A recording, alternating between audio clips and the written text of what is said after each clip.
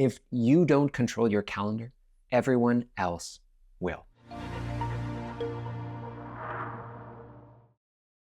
Hi there, Kelsey Toner here, the founder of Guest Focused Tour Business Coaching, where every day myself and our team of amazing tour business coaches are helping you build a thriving, profitable business. Welcome back to our series on how to be more productive as a tour business owner. And as a reminder, this is not about trying to cram more stuff into your day. It is about bringing some discipline to our time, our energy, and our focus. Because if we can reduce some of the chaos, if we can reduce some of that overwhelm, we can make real progress on things that matter most. Today, we're going to be talking about some best practices when it comes to managing your calendar. Let me know if you relate to this. You wake up with a plan. Today's the day you're going to work on that new business development strategy, the one that could potentially add, $150,000 or $300,000 in new revenue if we can just get it dialed. Then somebody asks for a quick call. A guide needs a chat. A supplier needs 15 minutes. A guest issue has been elevated. Oh, something's wrong with the login and we can't get in and you need to do it. And before you know it,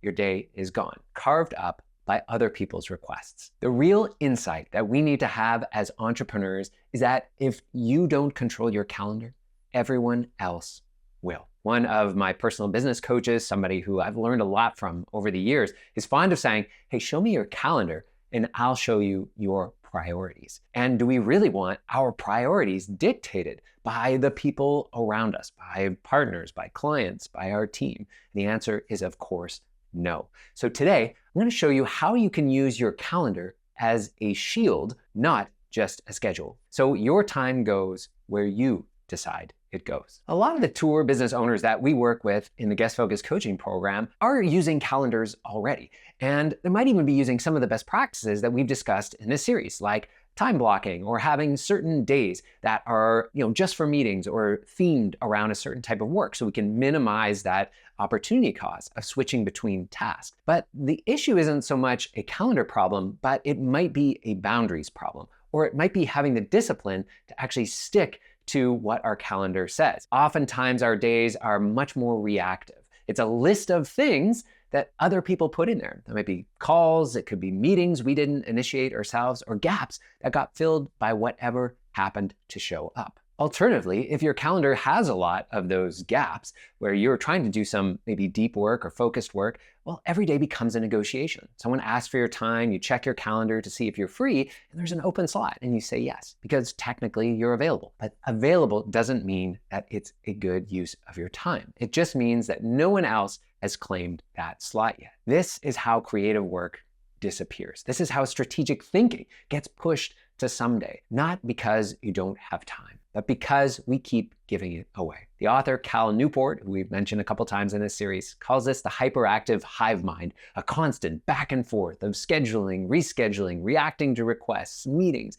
It feels like work, but actually it's the enemy of real work. Some of the most successful tour operators in our coaching program who make significant progress aren't the ones who work the longest hours. They're the ones who stopped negotiating their calendar every single day. They've pre-decided when they're available to other folks, and everything else is protected. The first step to calendar mastery is simple but surprisingly uncommon. Put everything in one unified calendar. Let's talk about it. A lot of tour business entrepreneurs run at least two calendars. Typically one for work and one for personal items. Maybe there's a shared family calendar, maybe a separate one that's shared with guides. But the problem is that when you're looking at that work calendar, we don't see necessarily that dentist appointment, or we don't see that school pickup, or you book a call at 3 p.m. and then realize that you're supposed to be somewhere else. This is part of this work-life balance where we want to not only make sure that we're time blocking and ensuring that we've got time to get focused work done,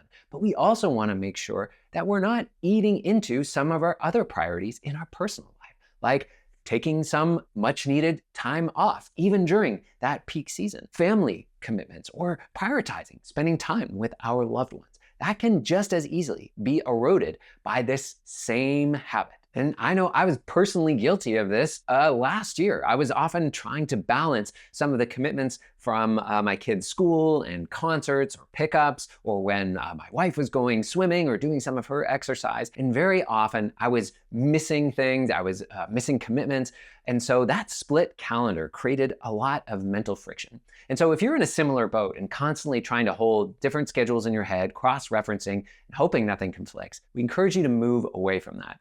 One calendar, one source of truth. And everything goes in there. Work meetings, personal commitments, family stuff, including things like your workouts or perhaps your wind down routines in the evening. Now, one potential objection is, well, do I really have to share all of my personal life with my whole team? But most calendar apps let you mark events as busy without showing what they are. For example, your 2 p.m. therapy appointment just shows as busy, or your kid's soccer game shows as busy. But the point here is not for everyone to see your entire life. The point is for you to see your life in one place so you can make real decisions about your time, your priorities, and your focus. Okay, but here's where a lot of entrepreneurs get this backwards. They wait for their calendar to fill up with other people's requests, or we have a lot of open free time, and then we just try to squeeze our own work into the gaps. Defensive scheduling flips that. You block your priorities first, then other people get what's left. Put another way, this means that your calendar has protected blocks before anyone can ask for anything from you. Now, this takes a little bit of planning. This means spending more time in your calendar app. And again, the software here is not important. All of the major calendar software like Google Calendar, Outlook, Apple Calendar, they can do all of the functionality that you need. And the nice thing about those calendars that are based in the cloud is that, of course, we can have it on our phones, we can have it on our iPads, our computers. It's accessible from anywhere. So that single point of truth is easy to access. So for those of you that are really into paper calendars or a little bit more old school, no problem. You can make this work in the same kind of way. But just know there are some benefits to having the ability to give your availability to somebody else in a digital way. Using apps like Calendly and Schedule Once can save a huge amount of time by giving people a link where they can look at your availability and schedule a time that works with them. Just the admin and mental energy that goes into, does this time work for you? What time zone, the back and forth, hey, I don't do any meetings on Wednesday, whatever the case is, it takes a lot of time and energy. So if you are using manual calendars, just know that you can get a lot of your time back by exploring some of these digital solutions. Keep in mind as well that when you do this pre-work, when I set up my week in advance, you'll quickly find that there is efficiency in having that, quote, perfect week or optimized week repeat, right? So for example, let's say Friday afternoon, you always want to have a half day so you and your significant other can meet up and go for a walk and catch up, talk about the week, whatever it might be, and then pick up your kids from school. Let's say that happens every Friday. Well, that can be a repeating event. Or maybe on Tuesdays, you just don't want to have any meetings with anyone else, and that's going to be your day to do some of that focused work. Now, if you're not used to setting up your calendar this way, or maybe spending so much time in your calendar in a proactive way, this is going to feel a little bit clunky. But this is how highly productive people protect their time and make their calendar work as a shield. And if you're thinking, well, Kelsey, what if something really urgent and important comes up? Well, of course, there are those things that are urgent, important, and need your attention. But a lot of the time, that is simply not the case. The reframe might be, hey, something important has already come up. Your work, your priorities, your progress towards your goals, the projects that are gonna make you more profitable, are gonna make you more money, are gonna get you more time with your family. If you don't protect your time for those, they simply won't happen. We won't make the progress that we want.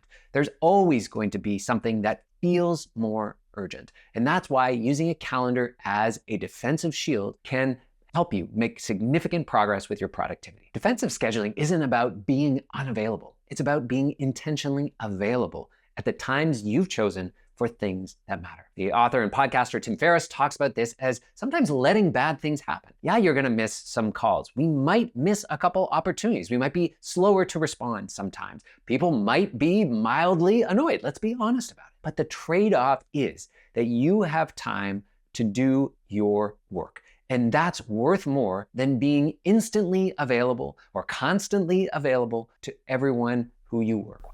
Another best practice that we recommend to a lot of folks in our coaching program is to try and compress your meetings into certain days. So instead of scattering calls throughout the week, you designate certain days as meeting days, maybe the Tuesday or the Thursday, like we mentioned, whatever works for you and your business. And on those days, you stack your calls or you open up your availability calendar with something like Calendly or Schedule Ones, back to back if possible, and try and get them all done. The other days are there for focused work. And be ruthless about this, of no calls, no meetings, trying to minimize distractions like we've talked about in those other videos.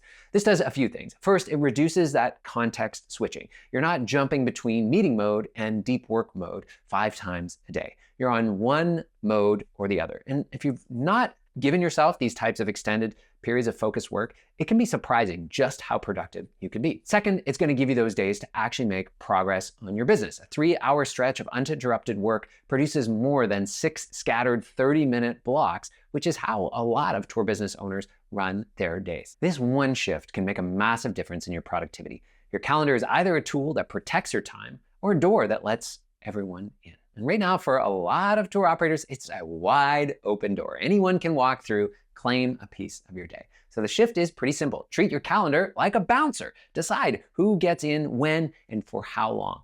Everything else has to wait outside. Okay, so let's summarize these action steps. First, we want to unify your calendars. Get everything, work, personal, family, into one calendar, and use busy blocks for private stuff if needed, but you want to see your whole life in one place. Second, you're going to block your priorities first. Before anyone else gets your time this week, put your most important work on the calendar and treat those blocks like client meetings. We have to be disciplined here. We cannot cancel those. We're going to avoid at all costs rescheduling them or shifting them around. We want to build this habit, work this discipline muscle. Third, designate your meeting days. Pick 1 or 2 days where calls can happen. Set up a scheduling link within those windows. When someone wants time, you simply send a link instead of playing email tennis. Another best practice, I have calendar links that are set up to a 20-minute meeting, a 30-minute meeting, a 45-minute meeting, or an hour meeting. And you can use those different links depending on who it is, what you need to talk about, and the work that needs to be done on that call. Another simple best practice I use is actually on a Mac, I can set up a short code. So I type CAL-X, and then hit space. And that just puts in my whole calendar link. I think it's basically called text replacement, but you type CAL-X and it says, hey, here's my calendar link for juggling time zones. And then I have my link and it's /20 min, but I know that I've already set up all the other links. So if I want to change it from 20 min to 30 min to 10 minutes, 60 minutes, I can simply change the number in the URL. And so that's a nice, efficient way, just when you're working in your email or if you need to quickly send this from your computer, look into text replacement. Now, if you're a bit intimidated by technology, I strongly encourage you to take this step. This is what productivity feels like sometimes. It's doing things a little bit differently. It's about changing up old habits. It's about recognizing that everything is figure-outable. But oftentimes in our personal life as entrepreneurs, these types of steps are what separate somebody who is able to do deep work, able to be focused, able to make significant progress on their projects and on their goals, and those that are firefighting or scattered and get to the end of the week and wonder, my gosh, where did my time go? Now, if you are digging this series and you're interested in these types of productivity best practices, I highly recommend you book a free strategy call with one of our tour business coaches. This is the type of stuff that many of our coaches figured out after 10, 15, 20 years of working on their tour business, of being entrepreneurs and constantly having to balance not only work and life, but our time that we have for ourselves and our top priorities and the time for other people on our team, our clients, our partners, and of course, our guests. You can book one of those calls at guestfocus.com/book a call. We'd love to have a quick chat and help you do your best work consistently week after week.